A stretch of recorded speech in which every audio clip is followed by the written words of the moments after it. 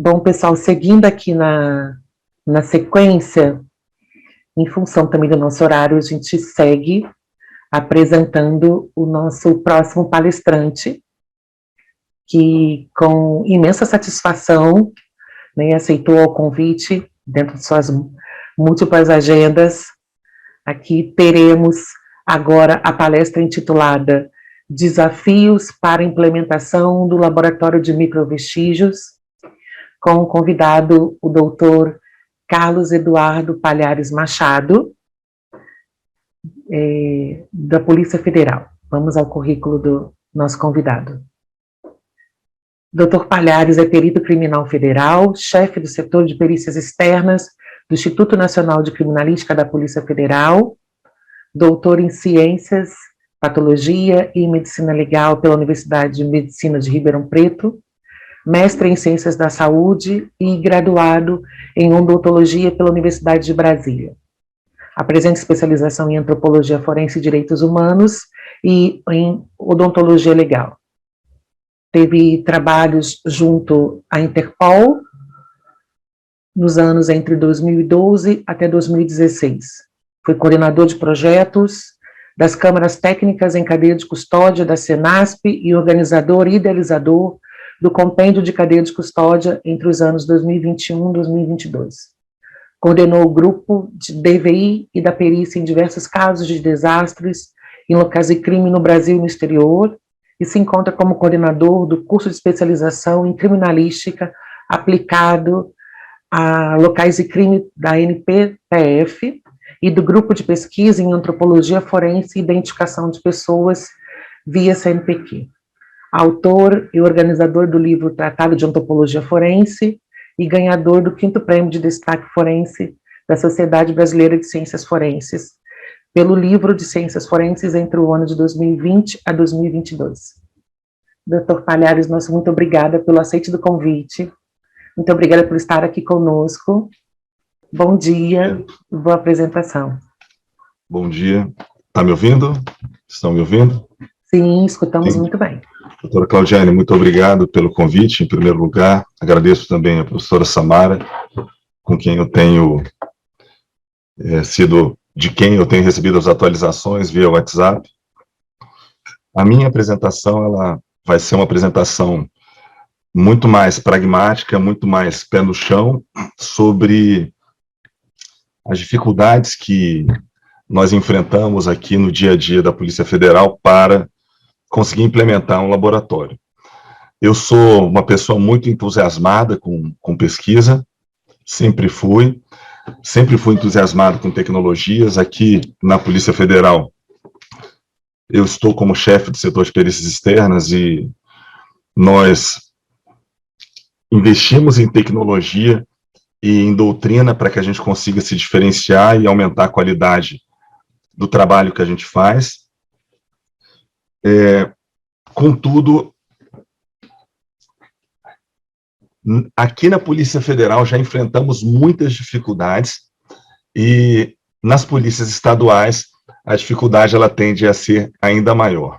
Eu trabalhei por algum tempo na Interpol, eu fiquei no grupo na época era chamado Grupo de Coordenação e Identificação de Vítimas de Desastres. Eu fiquei lá de 2010 até 2016. E nesse tempo eu tive a satisfação e o privilégio de conhecer muitos locais no mundo, muitas polícias, e ver como cada uma delas trabalha.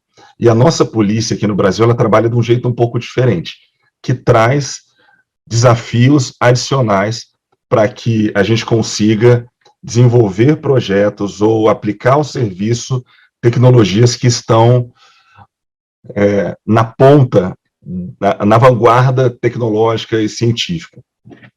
A professora Nelise falou na palestra dela sobre a parceria ou a cooperação entre academia e serviço, e eu não vejo um outro caminho senão esse para que temas como isótopos, como microvestígios, sejam desenvolvidos.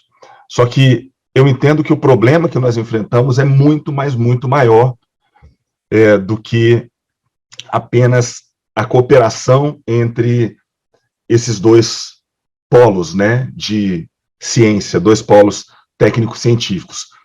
A universidade ela sempre vai estar mais bem preparada do ponto de vista de tecnologias e de parque tecnológico para fazer o que a perícia normalmente demanda, né, quando se fala em tecnologia.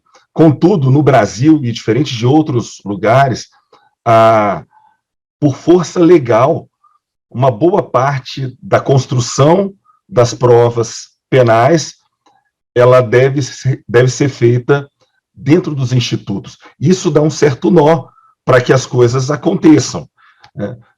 A primeira vez que eu ouvi falar de isótopos, eu fiquei muito, mas muito impressionado. Foi, eu acho que em 2010, foi na primeira reunião que eu tive na Interpol. E eu falei, gente, isso não é verdade, isso só pode ser mentira, não tem como fazer isso. E eles falaram de casos lá de imigrantes que eles conseguiram fazer uma associação regional. Hoje os isótopos são uma realidade na Polícia Federal, é uma realidade nas ciências forenses, mas eu vejo a dificuldade que nós temos ainda aqui na Polícia Federal para colocar isso na rotina de serviço, e não apenas na rotina de serviço, mas na rotina de pensamento daquele que pode demandar esse tipo de atividade. E essa talvez seja a maior complexidade para a gente implementar um tema tão inovador quanto esse. Eu fiz essa introdução apenas para mostrar ou para falar que a minha apresentação talvez seja um pouco dissonante da apresentação de todos que me antecederam. Eu vi a programação, infelizmente, por conta da agenda apertada, eu não consegui assistir ao workshop todo. Tivemos uma apresentação ontem de dois colegas que estão trabalhando com a gente aqui, que é a Michele e o Pércio, que estão responsáveis pelo nosso laboratório, mas vendo os temas das palestras, eu vi que esse workshop, ele teve um papel importante na história das ciências forenses e de microvestígios, que foi apresentar a extensão, a vastidão desse tema e a quantidade de possibilidades de emprego disso para a solução de questões no mundo real, de questões práticas, de questões que podem tirar ou colocar pessoas na cadeia. Há uns 5 anos, eu comecei a pensar em criar um laboratório de microvestígios. Aqui, vou compartilhar minha tela com vocês, e não sei se vocês estão vendo. Claudiane, você pode me confirmar se você está enxergando minha tela? Desafios para a implementação de laboratório de microvestígios? Tá. Quando eu falo de implementação de laboratório de microvestígios, eu digo no serviço pericial, na polícia. Claro que qualquer instituição pode fazer um laboratório de microvestígios. Só que a gente vai entender aqui, e eu gostaria de passar, que quando a gente coloca o termo vestígio, aquele elemento, ele se reveste de outras características que não as características apenas físicas e elementares que ele tem, mas ele passa a assumir uma característica jurídica. E por assumir uma característica jurídica e, por sua vez, portanto, né, por ser jurídica, que deve respeitar todo o normativo jurídico, a forma de lidar com ele tem que ser um pouco diferente. E quando eu falo isso, eu falo de forma muito respeitosa, né? Eu não estou querendo ensinar nada para ninguém. Eu sei que boa parte do público aqui é de estudantes, mas eu sei que tem muitas pessoas que são de universidades e que tem muitos peritos também. O que eu estou falando aqui, por vezes, é novidade até para os próprios peritos. Por isso eu acho que é importante a gente trazer essa abordagem também a esse seminário que, com certeza, cumpriu muito bem já o seu papel. Então, talvez, ao final, eu tente trazer um pouco o tema para o chão, para a gente colocar os pés no chão, especialmente aqueles que trabalham no serviço, para ver o quão distante ou o quão próximo estamos de conseguir utilizar essa fantástica área na prática pericial. Deixa eu ver se eu consigo passar aqui. Isso. Eu estou falando agora do Instituto Nacional de Criminalística. Eu estou aqui na minha sala. Eu trabalho aqui desde que eu entrei na Polícia Federal, no concurso de 2004, e tenho muito, mas muito orgulho de trabalhar aqui.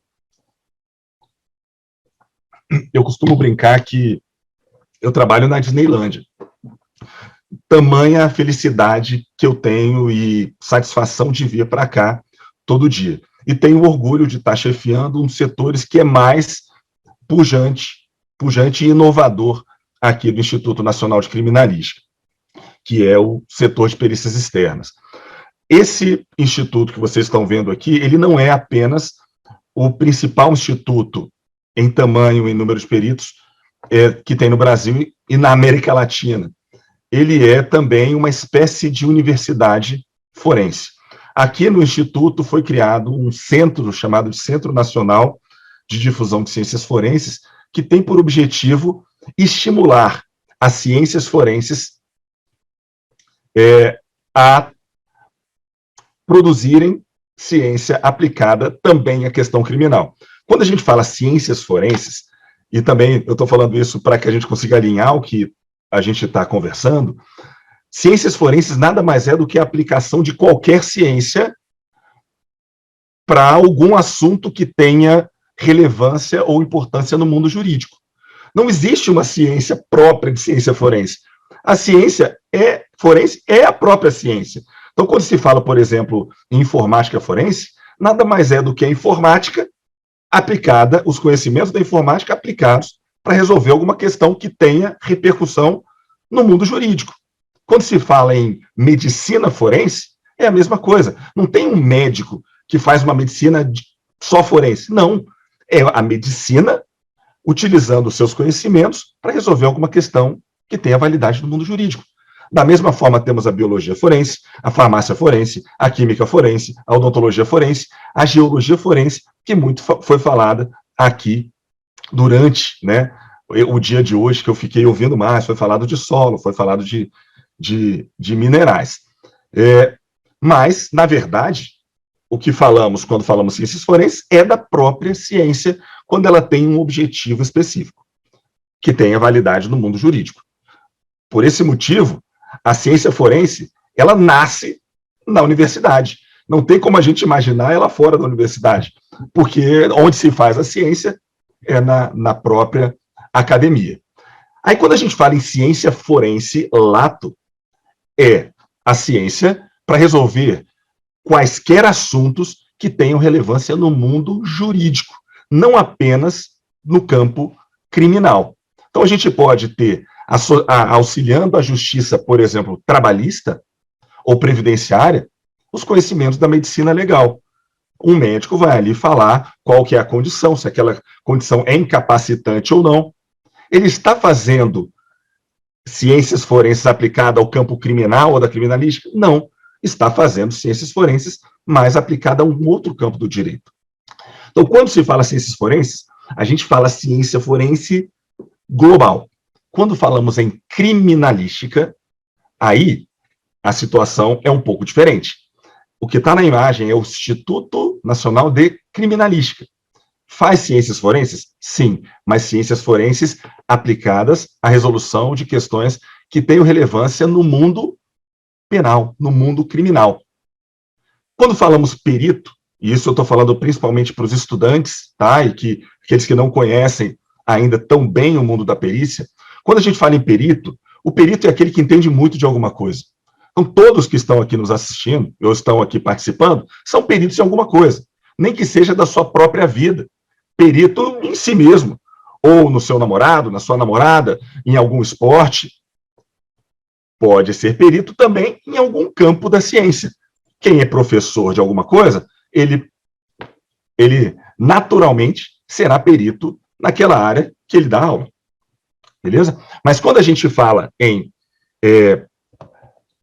perito no campo criminal, muda a forma, por conta da lei.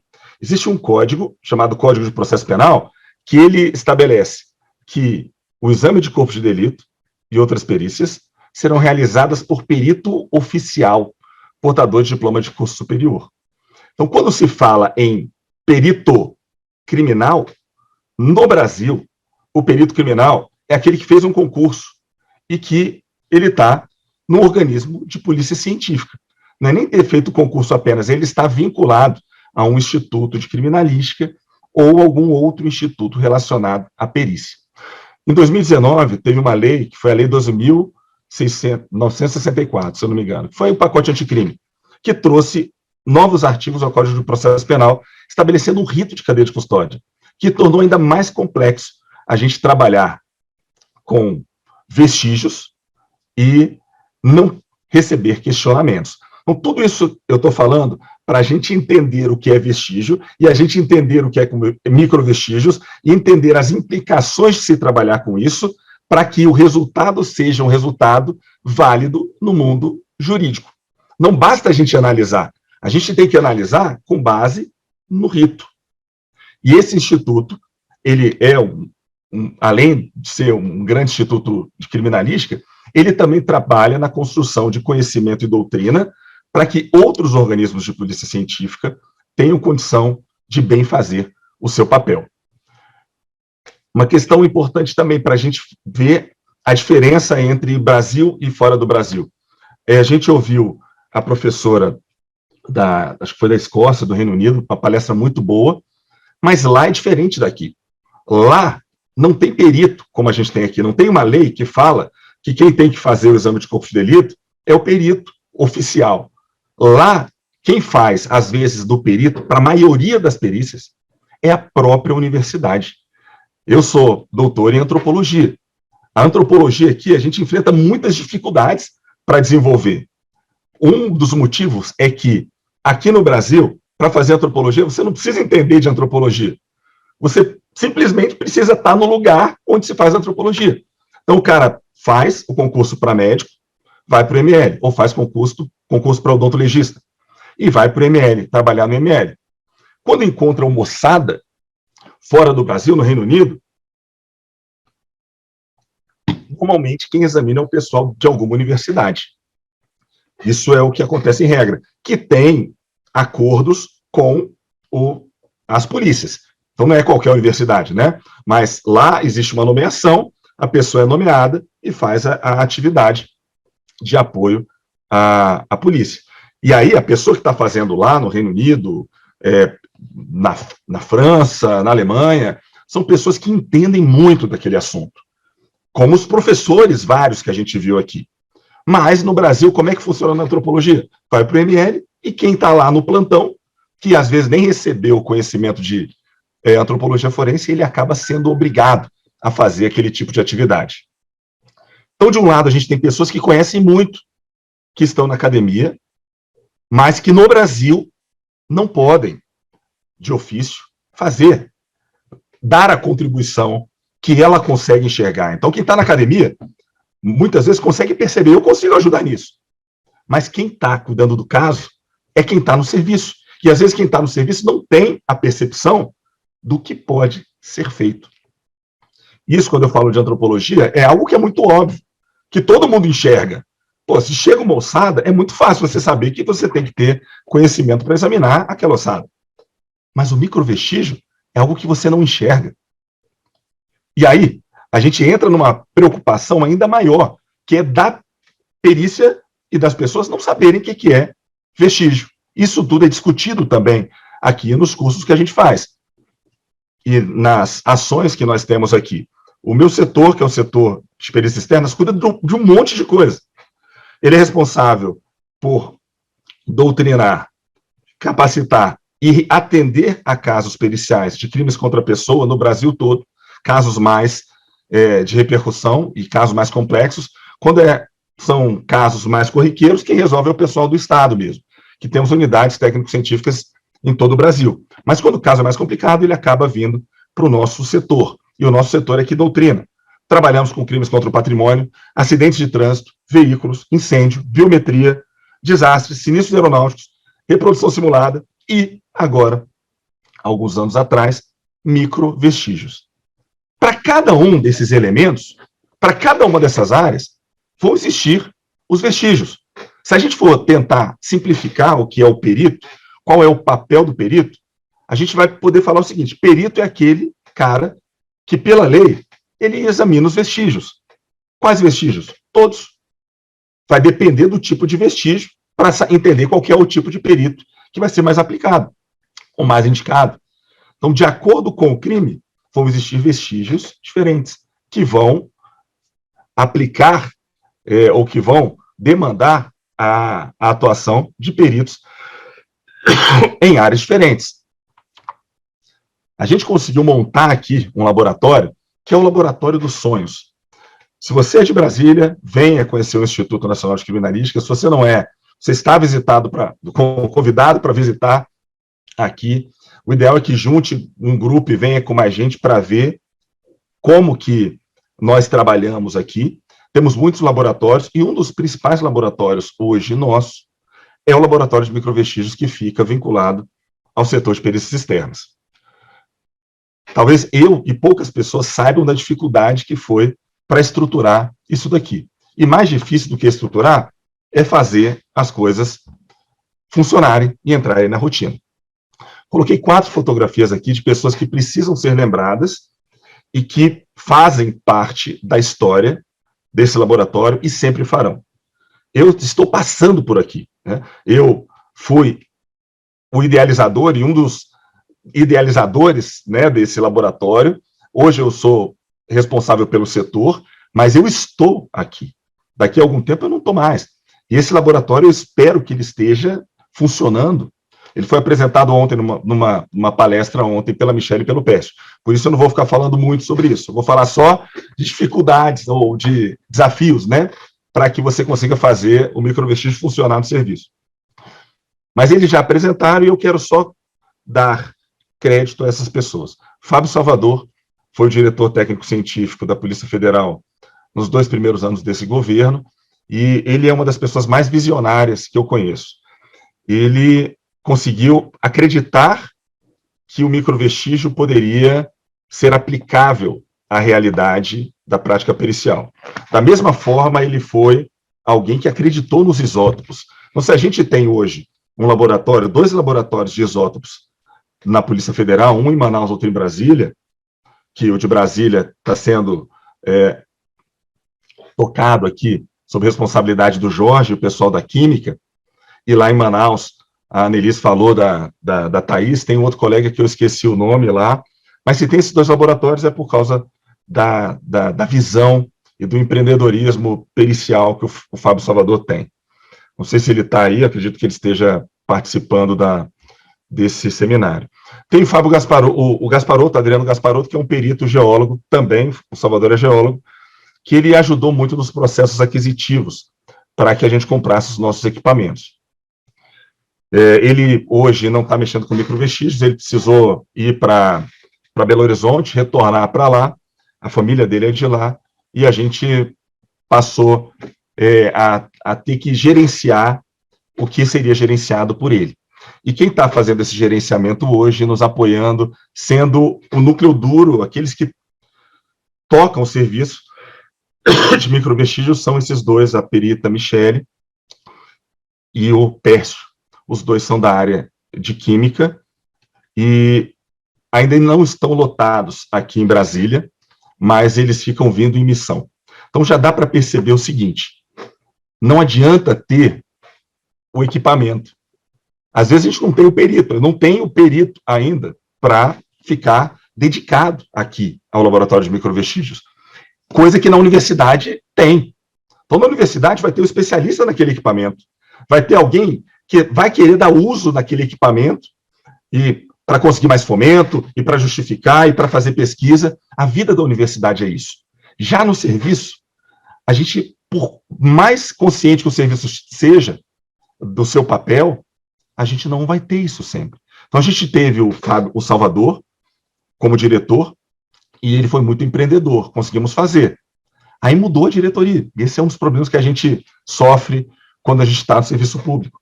E, quando muda a diretoria, mudam as prioridades também. Hoje temos diretores que entendem o valor dos microvestígios e das perícias externas. Só que nós não estamos no momento favorável para remoções de servidores. E por isso a gente tem que manter o nosso laboratório funcionando com os servidores que são recrutados regularmente. Então a Michele vem, passa 3 semanas, depois vem o Pércio, depois vem a Michele, depois vem o Pércio, e às vezes não tem ninguém. Nessa semana, não tem ninguém no laboratório. Um laboratório muito caro, um monte de casos, sim, tem um monte de casos, mas ele está fechado essa semana. E na semana que vem vai ter o Pércio aqui e depois vai ter a Michele. Então, o desafio começa por aí. Você tem que ter um patrocinador dentro da sua instituição que veja que aquilo é importante. Às vezes, você não vai ter um patrocinador dentro da instituição. E aí você mesmo tem que ser o agente que vai promover essa sensibilização, e uma sensibilização que não necessariamente tem que vir, como a gente fez aqui na PF, comprando os equipamentos e depois justificando a importância. Tudo que a gente faz aqui hoje, a gente coleta para fazer microvestígios. Todos os casos. Todos esses casos de repercussão que vocês veem na mídia, todos, sem exceção, eles, a gente processa coletando microvestígios para serem analisados aqui. Mas não é assim nos outros estados. Não se tem dinheiro sobrando para comprar equipamento caro. Às vezes não tem dinheiro para comprar luva na perícia brasileira. É aí que a cooperação serviço-universidade no Brasil se faz ainda mais necessária. A universidade tem os equipamentos, tem o conhecimento, tem as acreditações, só que às vezes não sabe o rumo que tem que fazer, que tem que ir. Por outro lado, o serviço sabe o que tem que ser, muitas vezes, processado, só que não tem o conhecimento, não tem os equipamentos. Aí, quando junta os dois, as coisas dão certo. Mas o serviço ele não pode querer ser apenas centro de pesquisa, assim como o centro de pesquisa no Brasil não pode, hoje, substituir o que a perícia faz. Porque, legalmente, quem tem a atribuição de fazer é o serviço. Então, tem o desafio de sensibilizar as autoridades da administração para que se abram as portas para a cooperação interinstitucional ou para que se façam investimentos no serviço em equipamentos que, num primeiro momento, às vezes a gente não vai conseguir dar a aplicação. Precisa desse tempo também de paciência. Aí, uma vez que você sensibilizou, você tem que ter o dinheiro, que não é fácil. Aí, depois de você ter o dinheiro, você tem que ter a estrutura também montada. Aí você monta a estrutura. Depois de ter a estrutura, tem que ter as pessoas. Depois de ter as pessoas e a estrutura, tem que ter os protocolos de trabalho. Hoje, a gente está trabalhando principalmente nos protocolos e está buscando consolidar o serviço com pessoas, as mesmas pessoas, cuidando do laboratório. Mas a gente ainda tem muitos desafios, né? Nossos equipamentos são novos, ainda estão em garantia, a maioria deles, mas daqui a pouco vence a garantia. E aí vem a dificuldade para manter esses equipamentos. Então, sempre que comprar um equipamento, não tem que pensar no que ele vai fazer. É pensar no que ele pode trazer de benefício, mas no custo que vai ser ter um operador para aquele equipamento, no custo, para ver se tem também demanda, né? Se existe demanda para aquele equipamento, e no custo que vai ser para manter aquele negócio ali. O tipo de contrato de manutenção, ele vai variar de acordo com o equipamento, de acordo com a demanda. E a gente, que está aqui no nosso setor, a gente não tem uma vivência de laboratório como o setor de laboratórios. E aí vem uma outra questão. Tem um grupo, gente, que trata de microvestígios, e esse grupo, lá no grupo, alguém perguntou aonde que deveria ficar. Quem perguntou foi o colega André, que é de Minas Gerais, perito André. Em qual setor deve ficar? Deve ficar ligado ao laboratório, deve ser um setor que está ligado ao meio ambiente, tem que ficar ligado às perícias externas. Não tem uma solução única para isso. Vai depender da onde está sendo estruturado, quem está tomando conta do negócio mas, via de regra, vai dar mais certo, ou vai ter uma chance maior de dar certo, se for feito em um local onde já se saibam umas rotinas para compra, para manutenção de equipamentos, para compra de insumos, que já tenha técnicos de laboratório, que a gente não tem. Então, a gente enfrenta muitas dificuldades que talvez não enfrentaria, se o nosso laboratório tivesse sido feito no laboratório, o nosso laboratório de microvestígios tivesse sido feito no setor de perícia em laboratório. Contudo, gente, uma questão que é muito, mas muito importante de ser colocada é que, quando a gente fala em microvestígios, esses microvestígios, eles são microvestígios, são vestígios que estão, muitas vezes, dentro de outros vestígios. E, pela característica micro, eles não são, muitas vezes, detectados. E aí eu vou falar uma situação que, às vezes, acontece. O pessoal investe milhões em laboratório de genética, porque a genética é muito poderosa. Só que, às vezes, é feito esse investimento em genética e o pessoal não se toca que o vestígio não chega milagrosamente lá na genética. Não aparece ele, puf. O vestígio, gente, ele está no local. E alguém que está no local, que vai processar o local, tem que saber como enxergar aquele negócio, como coletar, qual o potencial.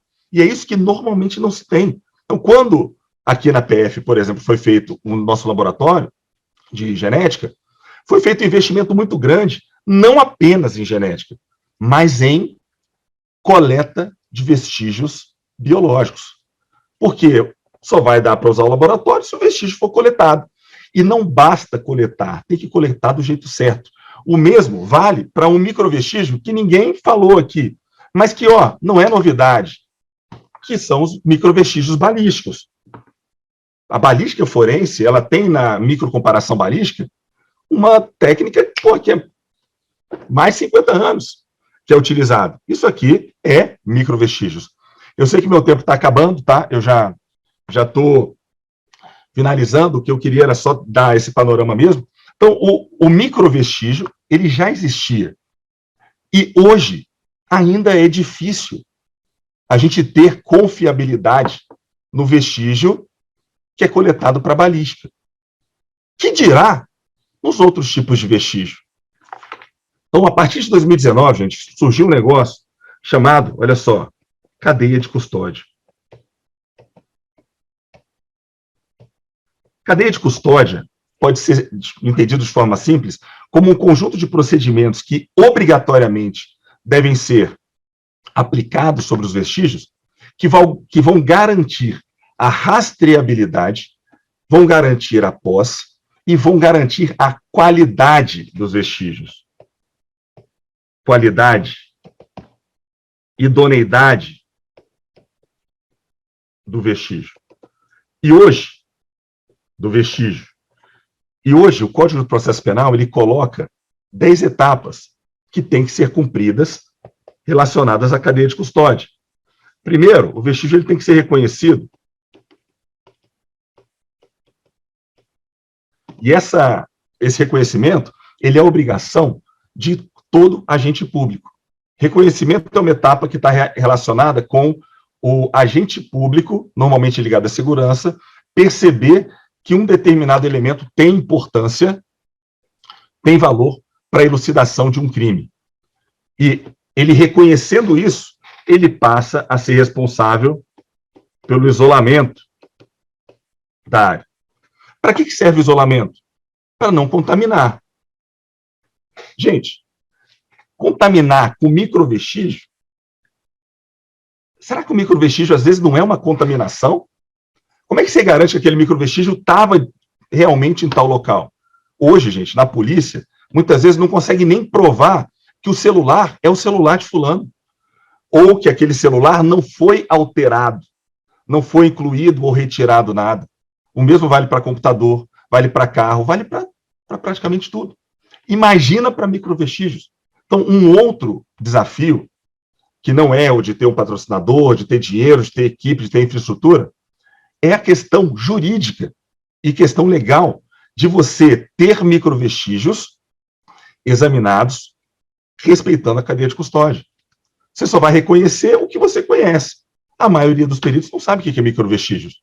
E não sabendo, não vai conseguir reconhecer. E não vai conseguir também isolar. Depois do isolamento, vem a fixação, que é você fazer a amarração daquele vestígio no local. No caso do microvestígio, muitas vezes ele vai estar no outro suporte, que é um suporte maior.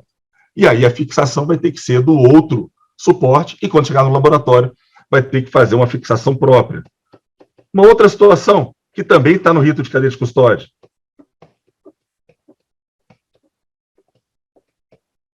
Coleta. Como é que coleta o microvestígio? Depende do microvestígio. A gente fez caso que precisou coletar solo. Aí a gente teve que ligar para o Matheus, lá de Curitiba, para ele explicar, ó, você vai fazer assim, você vai coletar tantas partes, uma distância assim. Porque senão, não adiantava nada. Não adianta ter um laboratório se quem está coletando lá não sabe coletar. Ou não sabe que aquilo pode ser útil para microvestígios. Aí, depois da coleta, tem um acondicionamento. Não adianta ter laboratório se você não tem os invólucros, as embalagens, os potes necessários e próprios para coletar e acondicionar, mantendo a qualidade do vestígio. Às vezes a gente pensa em gastar milhões, só que não consegue pensar nessa parte menor de implementação. Depois do acondicionamento tem o transporte, depois tem o recebimento, depois tem o processamento, que é a perícia propriamente dita, né, o exame de corpo de delito. Depois tem o armazenamento e depois tem o descarte. Amigos, pensar nisso para vestígio grande já é um mega desafio, já é muito desafiador. Imagina pensar para microvestígios. É mais ainda. Com a cadeia de custódia surge uma possibilidade objetiva de questionamento de praticamente todo tipo de prova. E essa é mais uma delas, né? Então, às vezes, para quem está no serviço, mais importante do que começar a estruturar um laboratório é pensar como vai lidar com isso. E, às vezes, no primeiro momento, o mais importante é ver como que você pode estabelecer cooperação e quais as dificuldades que outros serviços enfrentaram e vêm enfrentando para implementar os seus laboratórios. Da mesma forma que a professora Nelise falou, nós somos prestadores de serviço público. Aqui é do mesmo jeito. Se você tem uma demanda de microvestígios no serviço, antes de estruturar, faça testes. Faz teste com a universidade, faz teste aqui com o Instituto Nacional de Criminalística. Estamos de portas abertas para apoiar vocês, para que a gente possa desenvolver esse tema, que tem muito, mas muito, a contribuir para a justiça. Eu vejo microvestígios da mesma forma que se vê diagnóstico em medicina. Será que as pessoas estão tendo mais câncer agora? Ou será que os métodos diagnósticos estão mais sensíveis e acurados? Antes, muita gente morria de muitas outras coisas, e coisas que não estão morrendo hoje, porque a gente está conseguindo diagnosticar melhor. Muita coisa que não era feita com perícia, e muitos vestígios que não eram analisados, hoje eles passam a poder ser analisados. E da mesma forma que a gente tem uma outra política de saúde pública e uma outra medicina, né, que hoje envolve imagem, que hoje envolve o micro, que hoje envolve inteligência artificial, daqui a algum tempo a gente vai ter uma outra perícia.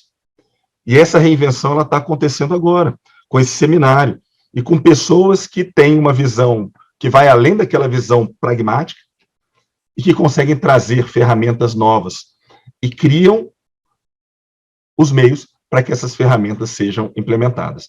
Eu continuo sendo uma pessoa visionária, como eu falei lá no começo, mas na posição de chefe de setor, eu tenho que ter uma visão prática e pragmática também das coisas.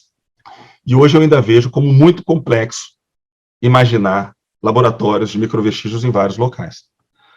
A estruturação de uma rede, ela é talvez um primeiro passo para que a gente consiga desenvolver o tema e consiga dar vazão aos casos que já aparecem nos serviços de pessoas que conseguem enxergar além, mas que não têm condição de fazer.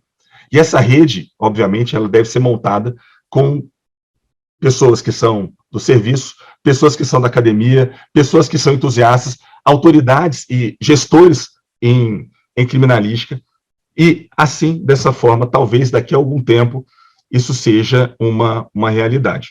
Hoje ainda é algo que está no futuro, a gente tem aqui na Polícia Federal, mas é algo que a gente está lutando para implementar. O tempo é um tempo muito curto, tá? Eu queria falar principalmente da abrangência e complexidade do tema e falar que a implementação ela não é apenas uma implementação física, a gente tem que se preocupar também com questões jurídicas, mas eu me coloco à disposição daqueles que tiverem dúvidas, eu me coloco à disposição para explicar um pouco melhor, e o ideal seria que vocês pudessem vir aqui ao INC, para que vocês pudessem ver, a gente pudesse tomar um café e conversar melhor sobre como desenvolver, como implementar essas novas tecnologias, tá? E esse novo campo das ciências forenses. Aqui vocês têm o e-mail do CEPEX, que é o setor de perícia externa, cepex.nc.dtec@pf.gov.br. Tá? Muito obrigado, professora doutora Claudiane, muito obrigado, professora Samara, pelo convite. Eu sigo à disposição aqui, e em termos mais práticos e objetivos, nós seguimos à disposição com a Michele e com o Pércio, que tem uma interação maior com vocês. Bom dia a todos. Bom dia, obrigada mais uma vez, Palhares, por sua apresentação. Acho que o fechamento de sua fala foi muito necessário, né, de forma clara, de forma direta. Acho que foi um toque a todos nós, peritos oficiais, a necessidade de termos esse olhar visionário, mas não esquecer de nossos compromissos, né, compromissos com relação ao nosso trabalho. Então, foi muito necessário. Viu? Sei que já estamos alargados com o tempo, peço desculpas ao último convidado, doutor Adriano, mas vou apresentar aqui apenas 3 perguntinhas que foram surgindo aqui dentre os participantes.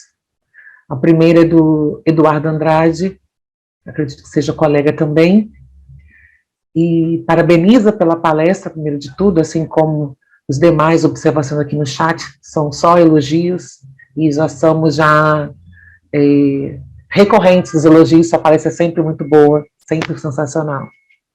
E ele traz a seguinte pergunta: gostaria de saber se é possível, de sua opinião, sobre o convencer, entre aspas, as autoridades do necessário investimento na área através da Lei do Sistema Único de Segurança Pública, o SUSP, e se isso tornaria possível a troca não somente de informações, mas a realização de trabalhos conjuntos entre a Polícia Federal, através do INC, e as demais forças policiais, os institutos de perícia criminais pelo Brasil afora. Abraços da equipe de Física do Instituto de Criminalística de São Paulo. Quer que repita? Meu amigo, muito obrigado. Não, eu vou tentar responder aqui. Muito obrigado pelo comentário e pela pergunta. Nós, da Polícia Federal, muitas vezes fazemos atividades e fazemos o nosso papel extrapolando até um pouco mais do que seria esperado da Polícia Federal. O Centro Nacional de Difusão de Ciências Forenses, ele é um exemplo disso. Por que ele surgiu? Ele surgiu porque a gente entende que a ciência, ela demanda um processo de construção continuada. As ciências forenses demandam isso. A gente não pode ficar à mercê de posicionamentos políticos e mudanças de governo para que a gente defina o nosso rumo. Quem cuida de políticas de segurança pública em nível nacional não é a Polícia Federal. quem tem essa responsabilidade é a Senasp, que faz um ótimo papel. Tá? Essa última gestão da Senasp, passaram alguns colegas que têm uma visão muito boa por lá. O Ambrósio é um desses colegas que esteve como coordenador geral. Eu vi na apresentação que me antecedeu um projeto que estava tratando de desaparecidos e tinha lá o Ambrósio como um dos participantes. Ele esteve na Senasp e tinha essa intenção de promover essa interligação via SUSP, mas ele acabou saindo. Então, ele ficou um tempo lá e saiu. A Polícia Federal acaba assumindo, então, uma responsabilidade, às vezes, maior do que ela deveria assumir, porque ela é mais blindada por essas influências, né? Eu estou perito, eu não sei o tempo que eu vou ficar como chefe aqui, talvez no próximo mês eu não seja mais chefe, mas eu vou continuar sendo perito, até morrer, ou até aposentar. E no tempo que eu estiver trabalhando aqui, eu vou estar gastando as minhas energias para fazer o melhor trabalho que eu possa. E esse tipo de trabalho, ele é um trabalho que não dá para se fazer sozinho, né? Ele tem que se fazer em cooperação. Então, enquanto eu e outros colegas estivermos aqui, a gente vai estar, nos temas que a gente estiver trabalhando, buscando a cooperação. Mas o que é muito importante é a gente conseguir, lá em cima, em nível de Ministério da Justiça e Senasp, conseguir ter pessoas ou sensibilizar pessoas que vão promover essa integração. Então, não basta ser na Polícia Federal, não basta ser na SPTC São Paulo. Para que isso aconteça via SUSP, tem que ter uma sensibilização em nível de Ministério da Justiça e nível de Senasp, que já teve em algum momento do passado recente, mas que não se consolidou como um programa ou como uma política pública. Hoje as políticas públicas elas são muito direcionadas, como, por exemplo, voltada para a parte de balística, de perfis balísticos, de perfis genéticos, quando, na verdade, a criminalística ela é toda integrada. E o local de crime, que é onde nasce o vestígio, ele muitas vezes vai ser o centro, o cerne da questão. Então, eu vejo como muito importante isso que você falou, essa interligação, essa ligação, essa conexão, mas eu não vejo isso no horizonte próximo. Pode ser que no próximo ministério coloquem uma pessoa lá que tenha essa visão. Aí tudo pode mudar. Mas hoje eu não enxergo isso. E a única forma, a única esperança que eu vejo são essas cooperações, são essas iniciativas como a desse workshop. Então, são as pessoas do serviço se juntando para elas construírem uma base, um arcabouço mínimo de trabalho cooperativo. E esse arcabouço, quando surgir um ambiente favorável lá no Ministério da Justiça ou na Senasp, ele já vai estar montado, e aí a gente apresenta e as coisas acontecem. Então, muito importante é que pessoas que têm essa sensibilidade, como o pessoal de São Paulo, do Rio de Janeiro agora, o pessoal do Paraná, já deixe tudo pronto para quando surgir a oportunidade, fazer. Lá no Paraná, o doutor Grochock, que é grande visionário também, falei do Salvador, mas o Grochock também é um cara que a gente tem que tirar o chapéu e admirar bastante. Está ótimo. Próxima pergunta, Aline. Qual seria a melhor opção para essa ligação entre as polícias e as universidades, na sua opinião? Tá, entre as polícias, hoje não tem, como eu falei, né? Hoje a Senasp ela tem muitas preocupações e existem muitas outras agendas antes dos microvestígios. Mas o papel de interligação de polícias lato genérico é da Senasp, e que vai fazer essa ligação pensando nas políticas públicas, que precisam ser mapeadas, e depois propostas e desenvolvidas. Enquanto não se tem essas políticas públicas, essa cooperação via Senasp, o que pode ser feito são acordos e cooperações diretas. O doutor Eduardo, né, que fez a pergunta, ele vinha aqui para Brasília para passar uma semana aqui no nosso laboratório. Acabou não conseguindo. Aumentou o preço de passagem, não deu para ele vir. Só que essa é uma forma de trabalho hoje viável.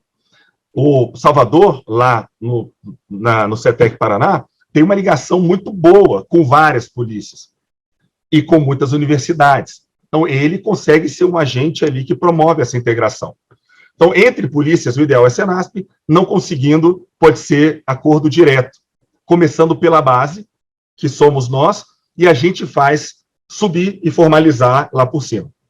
Com a universidade, podem ser feitos acordos de cooperação.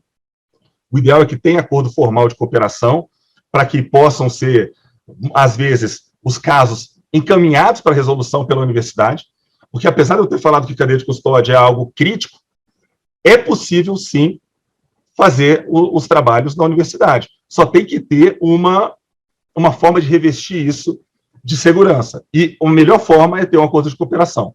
Existem possibilidades de pesquisa. A doutora Annelise falou do PROCAD. PROCAD está acontecendo, né? É um edital da CAPES, de fomento às ciências forenses, e que estimula ligação interinstitucional. E para apresentar o projeto, ganha mais ponto aqueles que apresentam, não sendo apenas universidade, tem que ser uma universidade e um instituto de perícia oficial. Aí esses dois apresentam um projeto que vai construir algo no mundo das ciências forenses. Então, hoje, basicamente, tem essas possibilidades, né, para a universidade. Ou acordo de cooperação, que é o melhor, ou editais, que são poucos e muito difíceis, e o dinheiro é muito pequeno também para fazer isso, e tem também a ligação direta ali. A doutora Annelise falou também do Mascarenhas, perito da Polícia Federal, falou da Thaís, também perita da Polícia Federal, eles fizeram mestrado lá. E esse conhecimento que foi desenvolvido lá, hoje está sendo empregado aqui na Polícia Federal. E no tempo que eles estavam desenvolvendo, eles estavam também levando coisa do serviço para lá. Então, essa via serviço-universidade pode se dar de diversas formas, mas o principal é que tenha pessoas sensibilizadas a respeito disso. Porque se não tiver pessoa, não tem meio capaz de ligar. Não adianta ter uma acordo de cooperação se não tem as pessoas que querem cooperar entre si.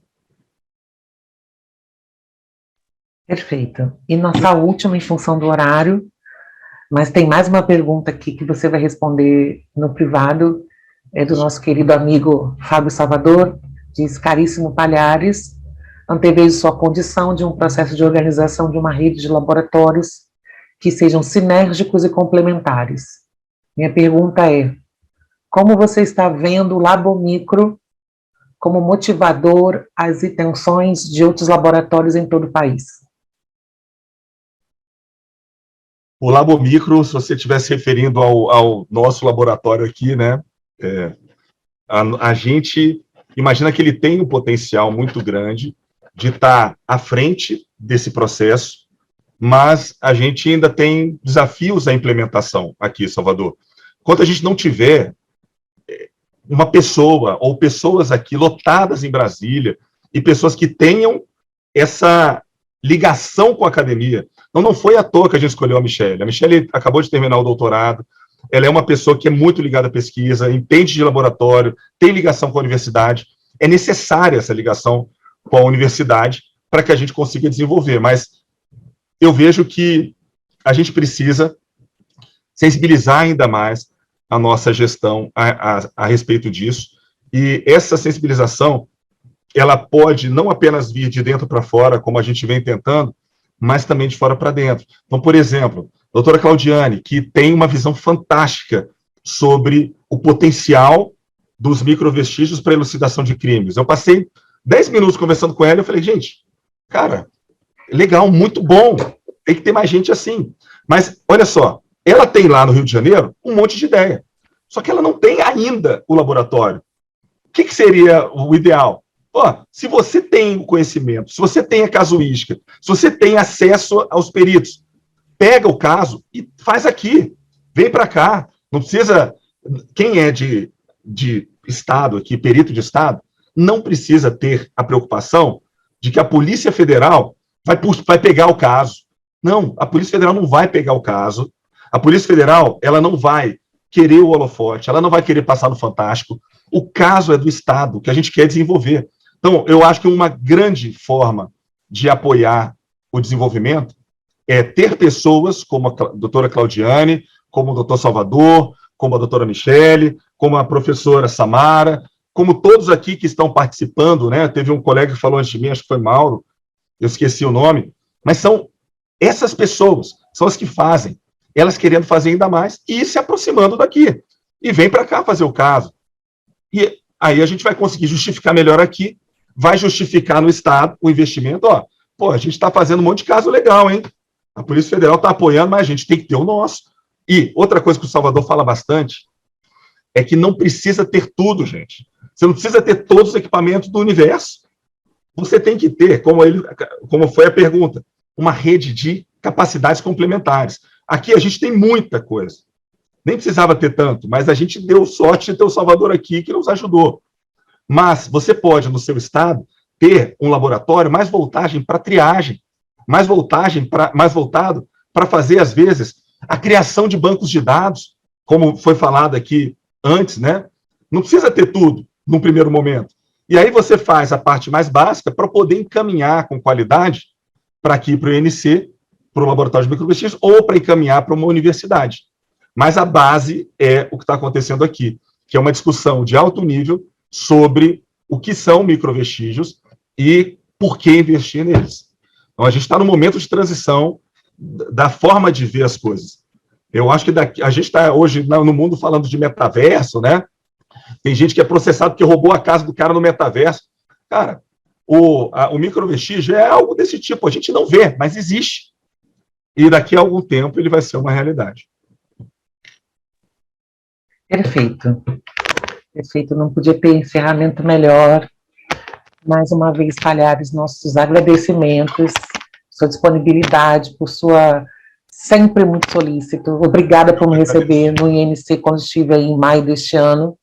Foi sensacional. Muito obrigada pelas palavras também, quando me citas aqui na sua apresentação. Agradecemos imensamente. E votos de bom dia, bom término de atividades que está aí em seu trabalho. Pessoal, seguimos um minutinho para o intervalo, por favor, não saiam. E a gente volta com a última palestra do dia, viu? Até já. É um minutinho mesmo. Até já.